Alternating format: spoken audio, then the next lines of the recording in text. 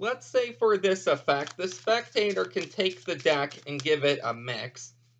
After they're done, they can hand it back, and I would show them all of the cards are different, and they really mixed up the deck quite well here.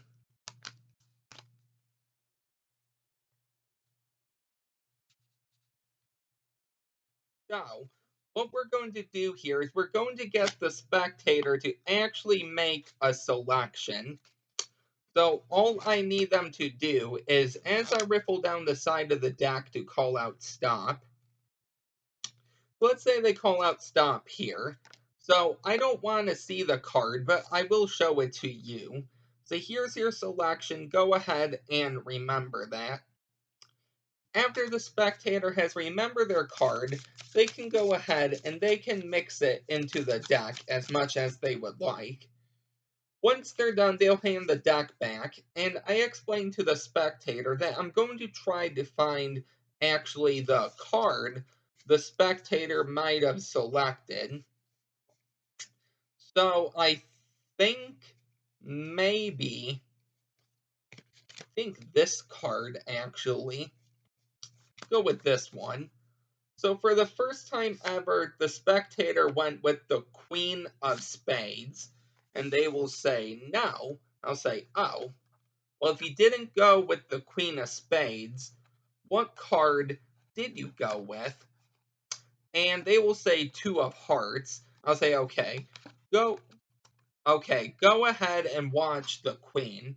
If I go 1, 2, 3, one card that turned over, and this should be your Two of Hearts.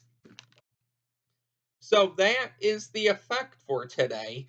If you would like to learn how to do this, be sure to stick around for the tutorial. So before I get into this effect really quick, in case you're wondering about the deck I'm using, these are the Vintage Label playing cards. Now, I have a deck review on these, so that will be linked down below for you.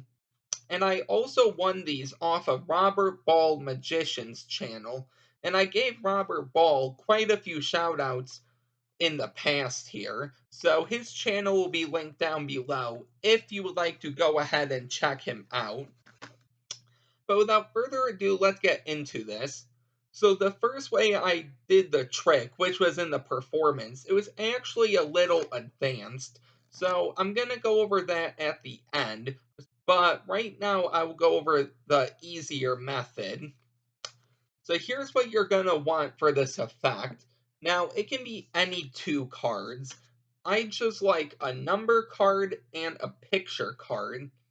I make sure that they're opposite colors, just so when the transformation happens, they can see it really well. Because if this two was black, along with the queen, it might be a little hard to spot at first. But if they see red, then black, then back to red, it might hit them a little harder. So hopefully that makes sense, but you can really use any two cards. So I use the Two of Hearts and the Queen of Spades. And how I place them on the deck is for what card I'm going to force. So I know I'm going to force the Two of Hearts. So I want that on top of the deck, followed by the Queen of Spades. And now you are all set.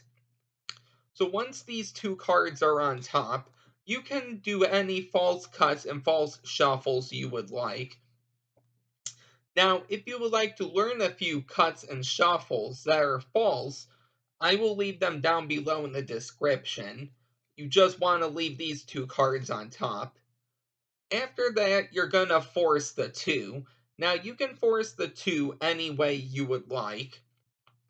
And you're going to want to know what these two cards are.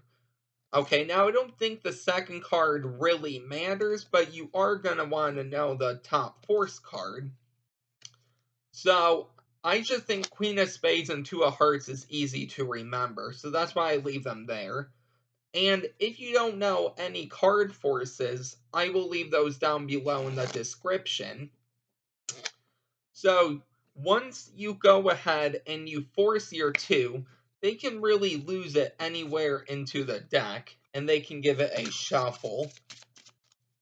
after they're done shuffling the deck, you can take it back and you say, okay, I'm going to try to find your card. And here's the exposed view. It would be like this, but I'm going to expose it. You're going to go ahead and you're going to look for either the queen or the 2 first. And you're just going to want to cut it to the top.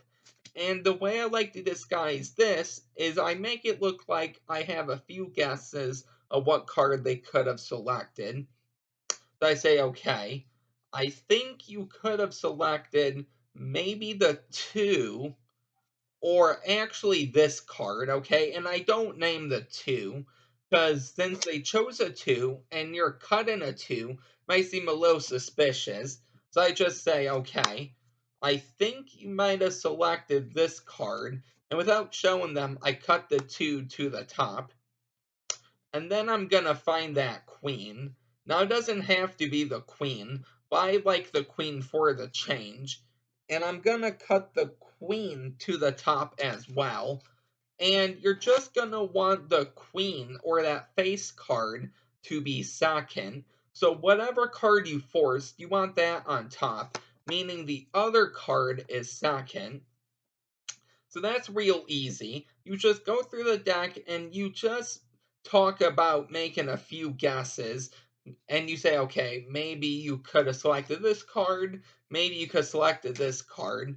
Once you get those both on top, move the force card to the top and then the queen second.